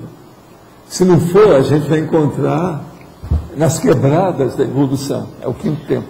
Isso é um ponto interessante, professora, porque essa pessoa ela teve um impacto cognitivo também do curso intermissivo. O que eu estou falando, por exemplo, essa pessoa que eu vi, genial. A cabeça fora de série. O que ela fez também fisicamente é fora de série. Mas veja, a que preço? Valeu a pena? O que adianta você fazer um servição aí, que você acabou com tudo? Ou está piorando tudo? Ou está fazendo lacunas em você mesmo, de tudo quanto é jeito, que não tem jeito depois de preencher? Como é que fica? Então nós temos que ter muito cuidado. Mesmo a pessoa com boa intenção, com boa vontade, ela pode terminar a vida mais cedo, porque faltou discernimento. Discernimento é a escolha do prioritário evolutivo, o mais inteligente, o mais adequado, o ideal para aquele momento evolutivo. Agora, esses casos, é uma pena aqui, porque muitos desses você não pode estar mostrando para o povo, né? Não dá para mostrar com 5 cobaias, você tem que atender até separada, etc. Porque não dá, né? É muito difícil. Mas se a pessoa visse, tem casos, por exemplo, que a pessoa conheceu quando vinha. Quando a pessoa chega aqui, ela não conhece mais, a pessoa transformou, transfigurou. É diferente. Agora veja, 15 anos, muda tudo. E o pior, eu vou repetir, a pessoa ainda não chegou na meia idade, ainda não tem 50 anos. É um negócio para a gente pensar. Agora, o pior da história é isso não. Tem casos desses que chega, e depois a miofiex fica assim. Essa noite, por exemplo, eu trabalhei 4 vezes. Só uma pessoa fez isso tudo. E outra coisa, a pessoa chegou aqui, eu nem cheguei perto dela, nós só conversamos. Com a família, tudo direitinho. 4 vezes eu tive que atender. Agora, despacho de banda, gente contra, são vários partidos, você está entendendo? Negativos contra a pessoa, tudo quanto é jeito. Agora, olhando bem o processo extrafísico, até que as deformações todas e os problemas que estão havendo foram pequenos. Porque se uma pessoa for olhar o processo extrafísico, o povo está só pensando que o cara morra, só pedindo aquilo, fazendo coisa, já era para ele ter ido embora. De uma certa forma, isso é um exemplo biografológico. É um exemplo, mas é uma pena que você não pode pegar aquela pessoa para mostrar do jeito que se faz no hospital, que leva lá para os estudantes acadêmicos de medicina ver a cirurgia, ver como é que é. Aqui não dá, né? Num caso desse não dá para nós. Esse aí, por exemplo, é um caso sério. Agora, Valdo, esse, por exemplo, seria o caso de uma pessoa que tem uma doença controlada lá na infância, adolescência, que ela reaparece. Isso. Do nada começa a aparecer. Né? Doença do nosso amigo. Teve aí ontem. Eu não atendi lá embaixo, porque chegaram para atender lá em casa. Eu tive que trabalhar 4 vezes à noite. Há muito tempo que eu não vejo um caso tão... Agora eu dei as coisas todas, mas só de falar para movimentar, assolou todo mundo. Todo mundo tem em cima de mim. Entendeu? Agora veja, eu tenho pena que uma pessoa, por exemplo, que é um psicólogo, um psiquiatra, que vai fazer uma coisa dessa, que não conhece nada nem... Não é isso. O que não vai levar para casa? Entende? Agora vocês vejam, eu trabalhei 4 vezes só o mesmo caso. Vinha a gente dava um jeito, resolvia as coisas. Lá pelas tantas, então, ó, o FIEX ficou um pouco crowded. Sabe como é que é? Teve a situação. E só uma pessoa. Agora veja, essa pessoa é fora de série. E está tendo muita assistência. Eu acho que vai superar bem a situação. Mas não é fácil. Agora, o ideal seria abrir o jogo dessas coisas todas para todo mundo, mas a pessoa não está aqui, né? A gente fora, você não pode. É difícil. E você está mexendo só com gente genial, né? Tudo inteligente, demais, conhece tudo. A pessoa que esteve aí conhece tudo sobre conscienciologia. Esses 4 tempos que o senhor falou, Zéfiro, IPC, depois a pessoa retorna e, por último, ela dessoma. Numa condição dessas, ele vai retornar para o mesmo curso intermissivo e sentar lá na última cadeira? Como é que fica? Não, isso aí vai depender, né? O que é que fez, a ficha que vai mandar. Ok. E outra coisa, mesmo ele não querendo, vai ser assim por causa das companhias que ele arranjou. Quais as companhias que ele fixou? Recente. O problema é a companhia recente. Entendeu? Extrafisicamente, como se dá o processo das doenças de pele, em especial os casos de acne produtoras de gilvases. Olha, o problema todo é o seguinte, tudo que diz respeito à dermatologia, às dermatoses, é um problema de energia que vem de dentro para fora. Então a pessoa precisa de dar um jeito de melhorar o óleo pensene que ela tem para melhorar aquilo. Agora, junto com isso, ela tem que ver o que ela toma de remédio, quais os alimentos que ela toma, a condição que tem de modo geral. A pele é como se fosse assim, a barreira natural das coisas que fica desprevenida e o negócio vem a furo, tudo piora. De modo que é uma coisa difícil o processo da pele. É tanto que na medicina tem 2 áreas mais obscuras e difíceis. Primeiro, a psiquiatria. Segundo, é a dermatologia. A maioria das pessoas sabem disso que mexe com medicina. Agora, acne é um problema que diz respeito a processo de alimentação e dos hormônios da pessoa. Então, se vê a idade que está dando acne, o que a pessoa fez, de que modo que foi. Então, tem que ver hormônios por um lado, alimentação por outro. Uma pessoa, por exemplo, se tem muito processo de pele, e ela começar a comer muito processo, tipo, por exemplo, chocolate mesmo, que é uma coisa gostosa, às vezes piora tudo. Nozes, amendoim, coisas assim, às vezes piora, hein? Carne de porco, então, é um negócio seríssimo. Carne de porco, às vezes, só porque a pessoa comeu um pouquinho mais, começa a coçar a barriga aqui assim, ó. E o cara pensa que está coçando a barriga, quer dizer, a gratificação, está coçando a barriga, mas não é. É negativo, o negócio é processo mesmo de metabolismo. O jornal Globo News noticiou hoje que mais de 50% das crianças nascidas nessa data na União Europeia viverão mais de 100 anos. E que estão preocupados com as mudanças culturais e principalmente econômicas relativas a essa massa que terá aproximadamente 40 anos de aposentadoria. Qual a opinião do professor sobre as consequências sociais desse fato? Olha, eu já falei há muito tempo, mas primeiro, antes de falar a minha opinião, deixa eu falar uma coisa. Eu não admito que isso aqui, viverão mais de 100 anos, não, porque eles não estão cuidando do tóxico. O tóxico vai matar esse povo tudo mais cedo, besteira isso aqui. Então tem que diminuir. Não é mesmo mais de 50%, não. Vamos ver quantos por cento vão aguentar chegar nos 100 anos. Porque o tóxico está matando o povo muito mais cedo. Agora, para segurar essa barra aí, o que é preciso? A minha opinião, eu sou favorável que determinados tipos de personalidade devia de ser madura mais tempo. Então, por exemplo, eu sou favorável que todo mundo já amadureça aos 15 anos. Tem que melhorar as escolas e reduzir a maioridade de todo mundo. Hoje já tem meninas de 9 anos que estão dando à luz.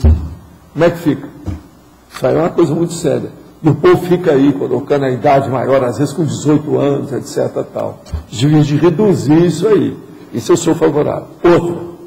Eu sou favorável que o tempo de trabalho das pessoas sejam maiores do que 35 anos. Eu, por exemplo, sou um caso desse. Eu estou com 77 anos. Eu me aposentei aos 51 anos. Trabalhei 35 anos, dos 16 aos 51. E me deram aposentadoria compulsória. Agora, eu continuei pagando certas coisas, enquanto eu estava trabalhando, etc. O negócio todo depois. Mas até hoje eu estou recebendo isso. Isso é uma besteira. 51 para 77 fazem 26 anos. Quer dizer, já tem uma metade da minha vida anterior que eu estou recebendo aposentadoria. Eu sou contra esse negócio da aposentadoria desse jeito. Outra coisa, acho também que a pessoa não deve ter duas aposentadorias, deve ter uma só. Isso tudo é dentro do processo da democracia correta, que eu acho. Outra coisa, acho que certas crianças deviam trabalhar, isso é bom para todo mundo, para elas também. Agora, não pode explorar a criança em parte nenhuma, nem a pessoa adulta, fazer escravo da criança. Eu, por exemplo, eu me sinto muito bem, me senti muito bem, se tivesse que repetir, eu desejaria fazer o que eu fiz. Eu comecei a entregar marmita com 5 anos de idade, mas tinha salário, eu recebia. Agora, depois, eu paguei meus estudos. Durante alguns anos trabalhei meu trabalho pelo estudo. Depois, quando eu cheguei aos 16, me deram a carteira assinada, porque ficava sem jeito. Eu estava trabalhando, já estava movimentando um monte de coisa, o serviço era enorme. E eu lá, com 16 anos, dominando aquele povo, tudo muito mais velho que eu. Tinha até professor no meio, uma porção de coisa. Então, veja, tiveram que me dar a carteira, a caderneta de trabalho. Com isso, põe 35. Sobre 16, eu tinha 51 quando... E outra coisa, eu cheguei com o meu material lá em Copacabana, sabe? E eu dei 17 dias depois, eles me concederam a aposentadoria, sem nada, não pedi nada para ninguém, não houve intercessão de nada. Eles só examinaram e falaram assim, olha, seria bom a gente chamar o senhor para mostrar como é que deve guardar o material da aposentadoria, que o senhor fez um negócio tudo bonitinho e certinho. É o dossiê dos melhores que nós já vimos aqui na repartição. Falei assim, mas mesmo assim vocês demoraram 17 dias, se fosse comigo seria no outro dia. Aí a mulher começou a rir. Mas veja, 17 dias com aposentadoria, nessa época, é fora de série. Está entendendo? É que estava tudo certinho, não faltava nada, os pingos em cada i, direitinho. Então, tudo encaminhado. Pois é. Agora, então, é isso que eu acho, a minha opinião sobre as consequências sociais desses fatos. Tem que estudar muito. Aposentadoria é morte antecipada. Ninguém deve se aposentar sem fazer nada. Isso é loucura. Não é bom. A gente tem que continuar trabalhando. É descansando, carregando pedra. Isso é a melhor coisa que tem e é um grande remédio. Eu, por exemplo, eu nunca parei. Vem cá. Você sabe que tem gente que chega aqui e fala assim, mas vem cá, esse cara tem 77 anos, ele dá 2 horas de aula todo dia. Todo dia. Eu não acredito. Eu já não tenho visto lá embaixo, vocês sabem, lá embaixo, a turma lá embaixo já ouviu isso muitas vezes. Não, eu não acredito. Não, então você fica aí que você vai ver que o homem dá 77, está dando aula sem parar. E olha, entra na atividade dele, vê se aguenta. Então agora veja, isso porque eu sempre pensei assim. Entende? Quer dizer, eu aprendi, João, querendo ou não, que o negócio do workaholism é negativo. Você lembra que eu falava com você? Porque esse aqui, ó, ele está vindo toda a mesma situação que eu, quando ele estava trabalhando no Instituto, assim, ó, para com isso. Você vai se matar mais cedo, não pode, você lembra? Que ele era desse jeito. Tudo é por causa do processo de energia. Agora, o irmão dele também estava mais ou menos assim, foi preciso eu segurar ele também. Agora, com toda a disposição dele. Então, o workaholism, ele me ajudou a entender o processo com calma. Comente sobre o uso atual das escovas progressivas, alisamento do cabelo, a base de formol e suas funestas consequências. Olha, o problema é o seguinte, qualquer mulher que usa isso, devia estudar para ver o que é formol. E o ideal seria a gente levar essas mulheres a visitar o departamento de anatomia da faculdade. Da hora que ela chegar lá, ela vai sentir o formol com os cadáveres. Então ela vai ver que eles estão cadaverizando a cabecinha dela. Fora os negócios que dão. Parece que há também um resultado com o tempo no sistema nervoso da pessoa, por causa do formol. A infiltração do formol. Tem uma opção de coisa nisso, não é só o cabelo, não é só a aparência, não. Intoxica aquela que está cheirando. Tem uma opção de coisa nisso aí. De modo que alisamento do cabelo não é fácil. O melhor é o seguinte, na próxima vida, peça uma raça já com cabelo liso. Entende? Vocês sabem, quando eu era pequeno, eu tinha cabelo encaixeado, né? Tudo encaixeado. Meu caso era esse. Não chegava a ser tipo pichain, mas era bem encaixeado. E outra coisa, a minha pele é de ruivo, eu não sou bem branco. Então, veja, eu sou um meio termo nessa história toda aí. Já pratiquei bastante corrida, inclusive já fiz há muito tempo 3 São Silvestres. Eu gosto de correr. Quer dizer, então ele é bom perante a polícia, né? Ele deve ganhar, né? Aquele negócio do lote. Olha a polícia aí, ele deve ser bom mesmo. Já vi você dizer que faz mal. Gostaria que fosse você mais específico. Se faz mal às articulações ou ao sistema cardiorrespiratório, ao cérebro, que fica sofrendo impactos constantes, mesmo com calçado macios? Mesmo moderadamente com calçado macio, a corrida faz mal? Não, eu vou te mostrar. Existe um negócio de um camarada chamado Cooper. O Cooper, então, esteve aí no Brasil e lançou a moda do Cooper, que era correr sem parar. Eu, que morava no Rio, vi aquilo tudo e falei assim, esse povo vai tudo morrer. E a maioria foi infarto do miocárdio ou alguma coisa nesse sentido, está na cara. O Aaron Pova, nosso colega, foi lá e debateu publicamente com eles, que aquilo fazia mal, que a pessoa não pode estar correndo, nem todo mundo está predisposto, e está com o corpo preparado para correr. Isso é loucura. Tem que andar a passo apressado, estugar o passo, mas não correr. Agora, o que se passa? Ele falou assim, não, mas nós já temos experiência, isso aí faz bem, que não sei o quê. Passa os anos, eles começaram a fazer pesquisa, passa alguns anos depois, parece que foi 12 ou 15 anos, o Cooper voltou ao Brasil para dizer tudo que ele falou. Olha, melhor é não correr. Aí eu, era um povo, o que ele falou? Doutor, nada, já matou muita gente, o cara agora vem com essa história. Mas, de qualquer maneira, ele então mandou que parasse. Mas aí, ninguém parou mais. Que ninguém foi escutar o Cooper. Sempre você escuta uma pessoa, aquilo que ele falou a primeira vez, na segunda, ele já vai achar que é esquisito. Porque é igualzinho aquele cara do menino que estava lá para folgar e fingiu que estava. Socorro! Eles foram lá pegar, era conversa, né? Ele era fajuto. Na terceira vez era real, ninguém foi, ele morreu afogado. Então, por isso, o povo não admite muito o problema quando a pessoa diz, né, aquilo que ela afirmou com tanta convicção na primeira vez.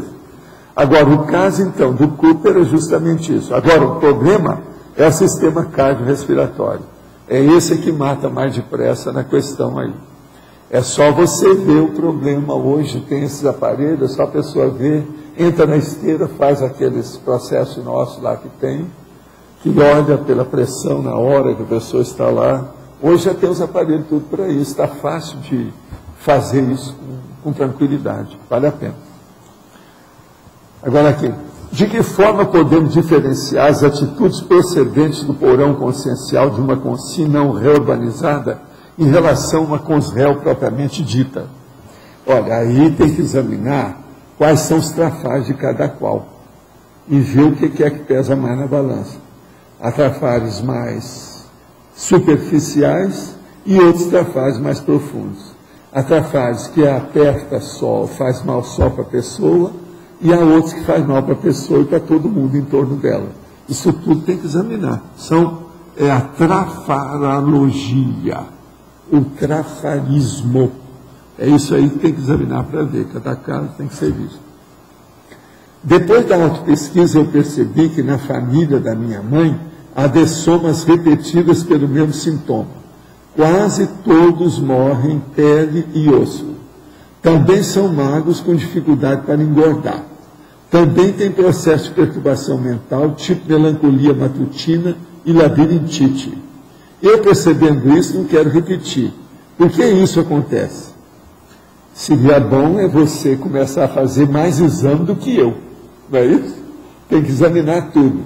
Já passaram aquelas coisas para ver você lá desde o nariz até o dedão do pé, o Alex? É isso que precisa. Qualquer coisa vem aí que o Pedro vai dar uma olhadela por dentro para ver o que você tem. Para ver o que pode fazer nesse sentido. Agora, o processo aqui tem que examinar a opção de coisa na genética dessa pessoa, porque é muita coisa do jeito que eu estou falando aqui, ó. São mais dificuldade para engordar, quer dizer, é um processo metabólico violento, se de ver se tem alguma crise de doença específica. Quando tem um histórico familiar muito forte, o check-up começa no mínimo 10 anos antes e mais sequencial. Assim, não, é igual quando você vai comprar um imóvel, um terreno, uma casa, uma loja. Tem que ver a certidão vintenária. Isso. A pessoa, você tem que ver a certidão vintenária dela. Quem é que te comprou primeiro? Quem é que vendeu depois? Como é que é? Quer dizer, quem é que é seu pai? Quem é que foi seu avô? O bisavô? Como é que foi? Porque isso tudo foi vendendo, né? É igualzinho em casa. Então, a certidão vintenária é a semiologia, é a anamnese. Tem que examinar a vida da pessoa, o histórico, para ver como é que está. De modo que isso é importante. Agora, vejo que você tem que fazer um pouco mais de pesquisa. Não deve deixar isso não fica de braços cruzados, não. Começa a mexer, porque às vezes tem que mudar algum dos seus hábitos, às vezes é bom tomar algum remédio, mudar a dieta. Só aí já tem umas 3 coisas já sérias para ser feito. Agora aqui, outra pessoa. Engravidei aos 25 anos, sou solteira sem planejar. Por não ter dilatação suficiente, o parto que seria natural foi por fórceps. Muito sofrido. Quase dessomamos, eu e o bebê. 15 dias depois, tive uma infecção que me levou de volta para o hospital, onde fiquei por 2 semanas e quase dessomei novamente. Vim conhecer a projeciologia 6 meses depois. No estudo da minha holobiografia, procuro situar o que aconteceu. Poderia considerar a hipótese de Moretti? Ou seria mais provável um acidente de percurso, já que não planejei a gravidez?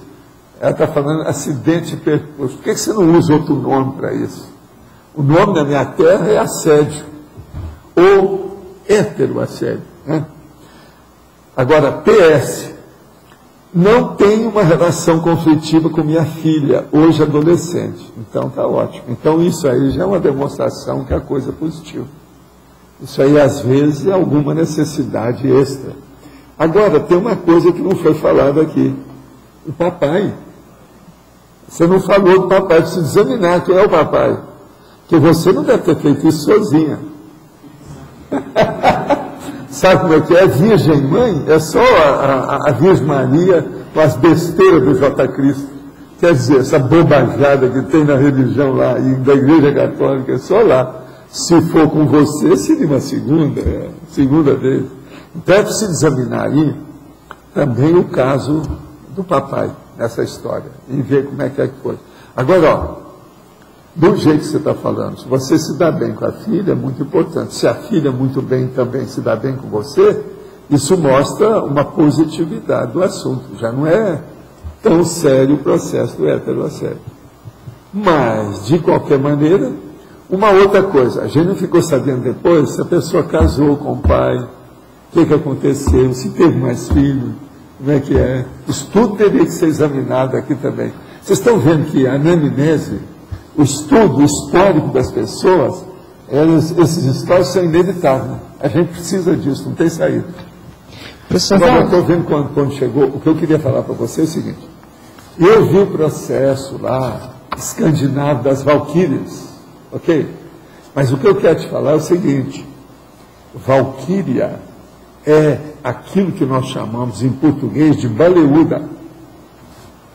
A Valquíria é o mulherão, grandão, excessivo, enorme. Isso é que é chamada Valquíria também.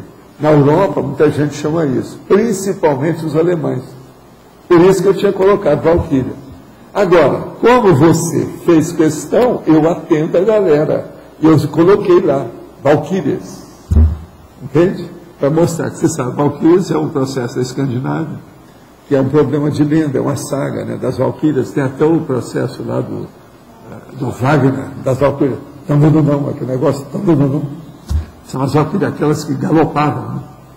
As Valquírias, até um certo ponto, são as Amazonas dessa história nossa das Amazonas que tem. São todos mulherões, grandes. Outra coisa, não é a Mulher Maravilha, não. Nem o país da Mulher Maravilha, é outra coisa. Isso aí é outra saga, é outra diferente. Outra coisa, também não é a saga do Crepúsculo, da dona lá, não. Essa aí é outra. Então, eu estou só falando isso aí que eu queria falar com o Antônio para dizer para ele que tem as Valquírias, que são as Amazonas grandes. Eu já escrevi, porque tem outros verbetes que eu já falei de Valquíria, além daquele. Mas eu coloquei as Valquírias, que é a saga escandinava e tal, só para atender aí a condição que ele chamou a atenção. Oi, professor Paulo? Oi. Sim. Aqui ainda no detalhismo, na página 46, em tecnologia, o senhor podia falar dessas técnicas profiláticas para a conservação da homeostase somática? Técnicas que o senhor sugeriria, por exemplo, aquele banho atlético, o senhor fala. As técnicas profiláticas para a conservação da homeostática somática. Homeostase, você sabe o que é? O equilíbrio do corpo. É a saúde, é a rigidez dos órgãos e sistemas do seu corpo humano. Então, o que você pode fazer? Quais as técnicas que você tem para essa conservação? É tudo que a gente fala aqui. Em matéria de exercício físico, de alimentação, de remédio que você faz, o processo dos seus horários, e o que você faz nos seus horários nas 24 horas do dia. O processo do seu sono, como é que você é?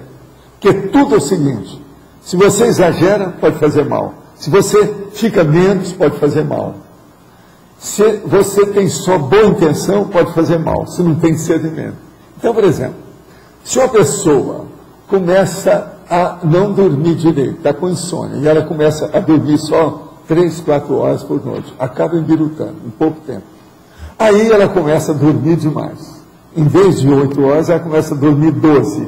Aí também ela embiruta do mesmo jeito. Quer dizer, tanto por um lado quanto por outro, ela pode piorar se não tiver o meio termo justo da virtude, aquilo que mantém o equilíbrio do corpo. Então, essas técnicas todas é que existem. Isso é nutrição, por exemplo, uma coisa muito séria, a posição que você tem, como é que você senta, como é que você anda. Isso tudo é importantíssimo, que é ergonomia.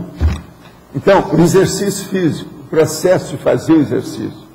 Por isso que eu recomendo natação para aquelas pessoas que podem tomar sol, etc. Tal. Ou a esteira aeróbica para quem não pode tomar sol. E a esteira aeróbica é uma beleza porque ela acaba com as cerimônias. É só você com você. Agora, esteira aeróbica feita em casa é só para personalidades mais lúcidas. Essas vulgares não aguentam isso. E a maior prova que tem é que eu andei estudando muito. As pessoas que conseguem fazer exercício físico sozinhas e aquelas que precisam fazer algum esporte ou participar de um salão que está todo mundo dançando ou fazendo qualquer coisa, porque ela não consegue fazer a ginástica por ela mesma. Entende? Só a lúcida é que consegue fazer isso. A vulgar precisa de jogar tênis, precisa de jogar futebol, Preciso nadar com a opção de gente na piscina. Porque senão é igual aquele cara. Vamos lá para a piscina, você? Eu não, agora eu vou lá, não tem ninguém. Eu só vou quando tem muita gente. Você está entendendo como é que é? Por quê? A pessoa tem que estar na passarela, mostrar o bumbum, aquele negócio. Está vendo como é que é? Faz parte do serviço, né? Piscina tem disso. Outra coisa, quem viveu em Ipanema, como eu vivi dezenas de anos, é doutor em praia, né? Tudo você pensar, as loucuras de um lado do outro. Se você pensar, eu vim em praia. Agora, eu sou uma pessoa que, quando era mais novo, cheguei a dormir na praia de Waikiki, lá no Hawaii, no Havaí, que é o lugar que eles falavam demais. Agora, eu quis pelo seguinte, quando eu era menino, teve um filme que tinha uma mocidade que tinha os negócios na praia de Waikiki, sabe, o Waikiki. Então eles cantavam aquilo. Eu nunca pude esquecer aquilo. Quando eu cheguei no Havaí e vi a praia, que estava uma beleza, na época que eu fui, assim, eu vou ficar aqui. O hotel era perto, fui dormir na praia, ver como é que era. É uma beleza, o Hawaii tem coisa que é fora de série. Então, eu sou doutor também em praia. Se vocês pensarem, eu vi. Outra coisa muito séria. Foi na praia, lá em Itacoatiara, que eu peguei os herpes zoster no traseiro. Que é a pior coisa que tem. Só que eu sentei na praia com o meu calção, não sei como, o negócio pegou. Não foi bem nos glúteos, mas foi nas coxas. Você está entendendo como é que é? Agora, o negócio dói para chuchu, pega os nervos que tem ali, herpes zoster.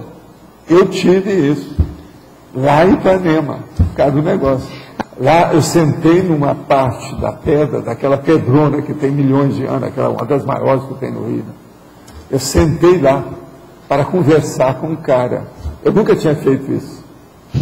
Aí, uns dias depois, sabe, começou aquele negócio, eu fui examinar o herpes zoster.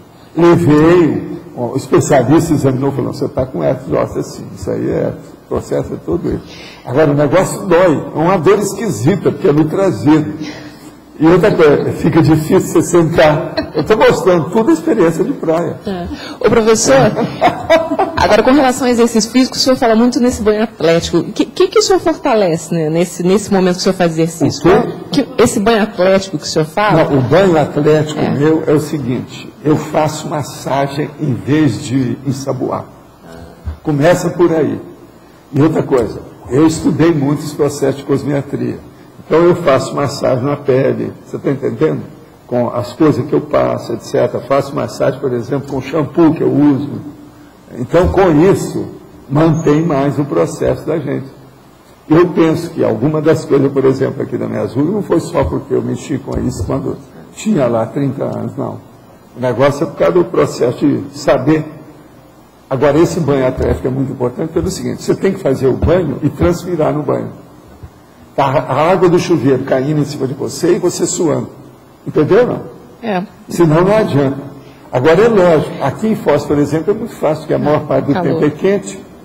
Então mas tem algum exercício físico de fortalecimento de alguma parte do corpo específica? Não, eu faço tipo calistênica, né? Eu mexo braço, perna, você pensar, subo, desço. Eu fazia muito Chaves Atlas, que é a tensão dinâmica. Tá entendendo? É, o processo meu vem de muito tempo. Então, esse exercício eu sou acostumado com ele.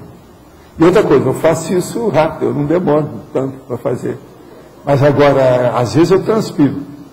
Outra coisa, como hoje eu ando de esteira, isso aí eu já diminui um pouco, porque a esteira eu ando 35 minutos, 5.1. Agora, eu ando no plano, ela não é de aclive, não. É só no plano. Mas na minha idade já é uma coisa, já no limite. Você está entendendo como é que é? E outra coisa, eu não sinto nada, eu não tenho nenhum processo com isso. Porque você está andando na esteira e você sai lá, parece que você está pisando em ovos, está nas nuvens, isso mostra que você não está em forma, está fora de forma. Eu não tenho isso, eu estou sempre em forma, está entendendo? Boa disposição, tudo isso. E eu sigo o que as esteiras mesmo mandam, né? Se você sente dor, se você sente algum processo desconfortável, etc., tem que examinar o que é. Outra coisa, isso é um problema pelo seguinte, A maioria, quando chega a uma certa idade, se não tiver cuidado, se vai andar na esteira, logo no início tem desconforto. Devido ao processo de pequenas dores, aqui o problema. Mas a hora que esquenta, aquilo desaparece. Então, se a pessoa também for parar, por qualquer coisinha que ela sentir, ela nunca vai andar na esteira. Entendeu? Eu já vi vários casos assim. Então, o próprio movimento, o exercício, ele sana, ele cura essas indisposições. Entende como é que é? Agora, uma coisa muito interessante, porque é o seguinte, se andou na esteira, sua pressão baixa. Pressão arterial. Só quando certo, se você andou direitinho, tudo certo. Baixa. Então, isso é muito bom, é o máximo. Vale a pena. E outra coisa, você mantém também a disposição, o processo da musculatura, tudo isso. Agora, o banho atlético, a pessoa mesmo vai vendo com o tempo. Uma das coisas que você deve colocar lá no banheiro é um supedâneo. Não, isso todo banheiro já tem, dá para segurar, mas tem que pôr o supedâneo, esse não é todo que tem. Então tem que colocar, é um lugar para você colocar os pés, na hora que vai tomar banho. O meu banheiro tem isso, ele é diferente. E outra coisa também que tem que colocar é um bom carpete de borracha, uma coisa que pega seu pé para não escorregar nada, né? Devido ao sabão. E outra coisa, aquilo de vez em quando tem que limpar. Não só o carpete por cima e por baixo, como também o local debaixo do carpete. Porque senão, mesmo ele escorregando, cria lodo e aquilo acaba escorregando. Entendeu? Mesmo você limpando. Então é preciso fazer isso também. Quando eu sonho, percebo a presença de alguma entidade extrafísica consciex, e ela aparece muitas vezes como se eu estivesse vendo uma foto, mas nunca aparece em movimento, como se eu estivesse vendo a pessoa no plano físico. Tem alguma explicação? Poderia me dizer algo? Olha, tem gente que às vezes tem a chamada clarividência fixa que você está tendo. Tem a clarividência em movimento, que é mais avançada, e tem a fixa, que é essa estática. Agora, isso quase sempre é devido à falta de energia, falta de ectoplasmia.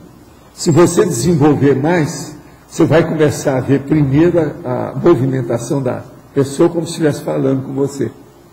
Se você é bom para examinar lábios, você vai ver a mensagem que a pessoa está falando. Você vai entender o que ela fala. Agora, para isso, eu também tenho uma técnica. A televisão ajuda muito nisso. O caso é o seguinte, você pega os noticiários da televisão e tira o som. E você vai ver o que é que os locutores falam. Você tem que ver mulher, homem, gente mais nova, gente mais de idade, falando. Com o tempo, você vai ver direitinho o que a pessoa fala e você começa a ver a linguagem dos lábios. Você começa a ver. Se você vê isso, você vai ver a consciência falando para você, você vai ter a mensagem, direitinho, com detalhes. Eu já vi isso tudo. Eu falei para vocês que, lembra quando eu falei que a minha tia tinha aparecido com o meu tio, que ela estava socorrendo ele, fez o resgate dele, que ela falou uma opção de coisa, eu vi tudo. E eu já estava, foi logo depois da hipnopompia, eu vim para o corpo e vi na minha frente ela falando. Entendi tudo que ela falou. Agora, tudo por quê? Porque eu vejo muita televisão, fiz o negócio, eu não pego tudo que a pessoa fala. Então, se uma pessoa nova, que você nunca viu falar, é mais difícil. Mas tem pessoa que faz muito caras e bocas, essa é mais fácil de você entender. E tem determinadas expressões, principalmente no fim da frase, que é mais fácil de você entender também nos lábios. Agora, o que isso é interessante vale a pena a pessoa fazer exercício. Gostaria de saber se existe algum problema em iniciar TENEPS tendo crianças e bebê em casa. Não, pelo contrário, você vai até ajudar, né? Isso aí é bom. Afinal de contas, a sua casa pode ser uma creche. É isso. Sempre vai ajudar. Os nossos comerciais, por favor. Obrigado. As pontuações de hoje: 63 assinaturas no livro de presença, 10 perguntas presenciais, 16 perguntas respondidas online, 14 votos online.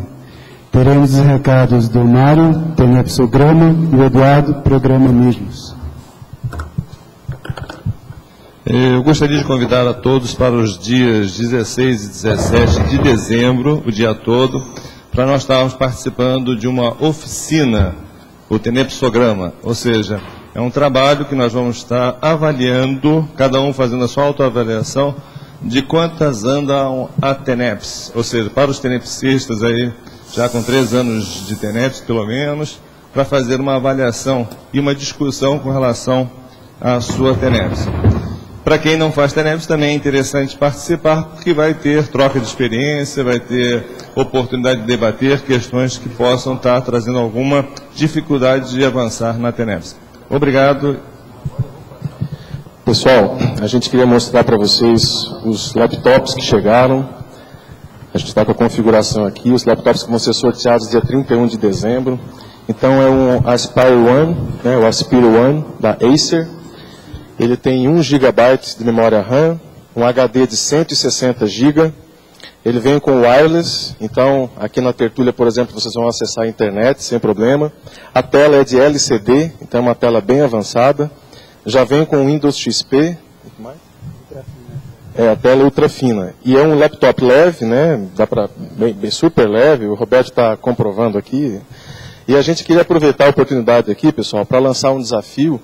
Nós completamos 5 anos em outubro de 2009 agora, 5 anos do programa Amigos da Enciclopédia. E nesses 5 anos a gente arrecadou mais de R$700 mil. Tá? Então é um programa já que está alcançando a maturidade, apesar de ter 5 anos de idade, né? Inversor ainda, jovem.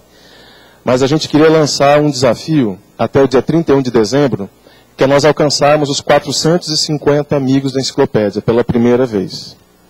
Então, quem está ouvindo esse recado e já foi amigo da enciclopédia, ou ainda não é amigo da enciclopédia, a gente gostaria de que entre nessa maratona, que faça parte desse movimento.